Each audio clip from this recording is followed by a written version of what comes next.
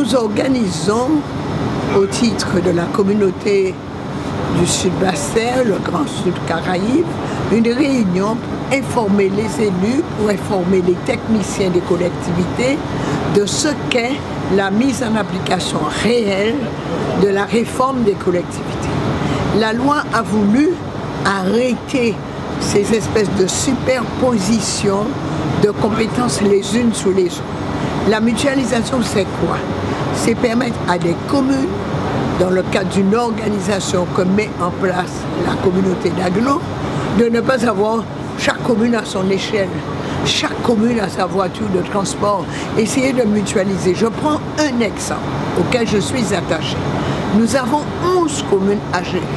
C'est beaucoup plus difficile que les 3 ou 4 de Pointe-à-Pitre, avec des îles.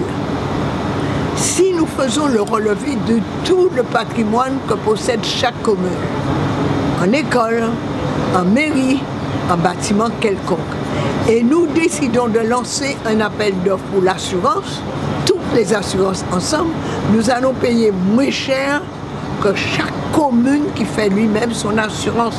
Si nous décidons par exemple le papier, on consomme beaucoup de papier, de lancer un appel d'offres pour les besoins en papier de nos 11 communes, on va pouvoir négocier des prix plus bas plutôt que Cap-Esther achète, Basse-Terre achète, Saint-Claude achète. C'est ça l'idée de la mutualisation.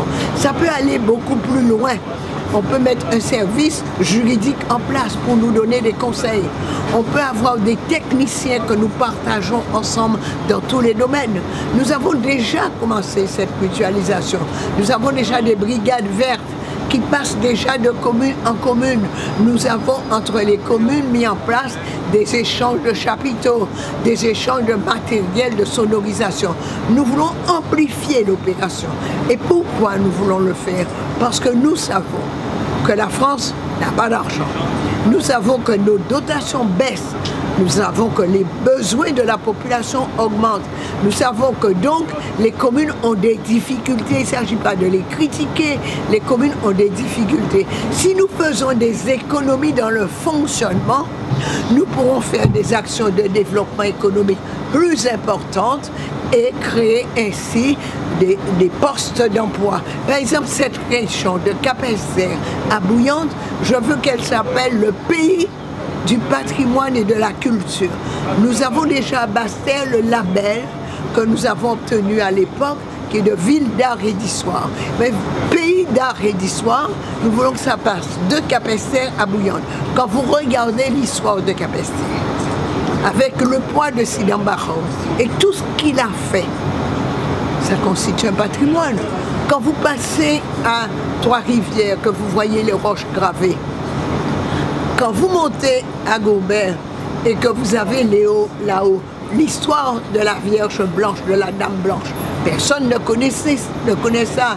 Quand vous arrivez à Beaubert, que vous avez le bain des amours, qui a toute une signification. Quand vous arrivez à Basse-Terre, vous avez le fort d'Elgrès. Quand vous arrivez à Baïf, vous avez comment ça s'appelle, le laboratoire, etc., le café, etc.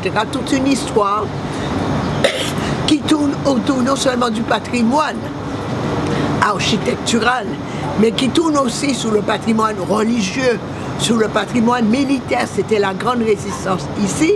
Nous voulons faire un développement, et c'est ça que je souhaite, non pas pour affronter Pointe-à-Pitre. Pointe-à-Pitre doit rester le domaine de l'économie du port, de l'aéroport, mais ici, il doit avoir un volet complémentaire à histoire, culture.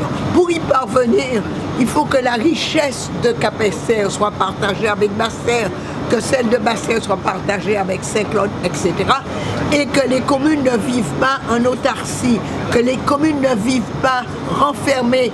La seule capacité d'un homme de s'enrichir, c'est de partager avec l'autre, c'est de l'écouter l'autre, de s'enrichir de ce qu'apporte l'autre. C'est ça la mutualisation. C'est la mutualisation dans les biens, mais moi je souhaite la mutualisation dans les cerveaux. Et c'est ce que nous commençons aujourd'hui. Les communes adhèrent dans la mesure où, à juste titre d'ailleurs, les maires ne sentent pas qu'on leur enlève le pouvoir personnel, mais un pouvoir partagé. Un maire qui a besoin d'une nacelle, s'il y a un service commun pour les nacelles.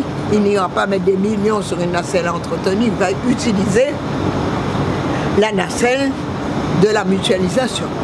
D'accord. Donc, il y aura des difficultés. Il ne faut pas se bercer d'illusions. La réforme des collectivités se met en place mal. Nous n'avons pas 3 communes.